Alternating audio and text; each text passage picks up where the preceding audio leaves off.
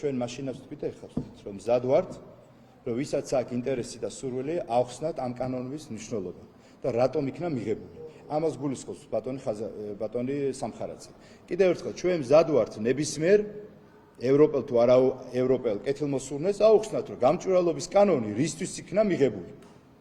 და თუ იქ ექნებათ არგუმენტები საპირისპირო, ჩვენ მოვისმენთ ამას და ვიმჯერებთ. ამაზე საუბარი. არანაირი უკან დახევა არ იქნება, იმიტომ რომ გამჭვირვალობის კანონმა და ამერიკის ფარამ შექმნა ის შესაძლებლობა, რომ აქ უსამშობლოების დაფინანსება შემცირდა მნიშვნელოვნად.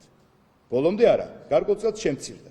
შესაბამისად, ჩვენ მომავალშიც დააკვირდით აბა ევროპის ცალკეულ სახელმწიფოებს თვითონ ღებულობენ. აი რუმინეთმა დაანონსა გამჭვირვალობის შესახებ კანონი, დეკლარაცია, დეკლარირება არასამთავრობო და საერთაშორისო ორგანიზაციებისთვის, რისთვის დახარჯეს და რა მოტივაციით. ასე რომ პირიქით ევროკავშირი, რომელიც არის ნატოს წევრი, არის ევროკავშირის კოლგის ქვეშ, ისინიც კი ღებულობენ ამ გადაწყვეტილებას, რომ გამჭვირვალობის კანონი მიიღონ და საქართველოს, რომელსაც აშავებდნენ, რომელსაც ემუქრებოდნენ, აშანტაჟებდნენ ამ კანონის გამო, ეხლა თურმე ყველასთვის ეს კანონი აუცილებელი ყოფილა.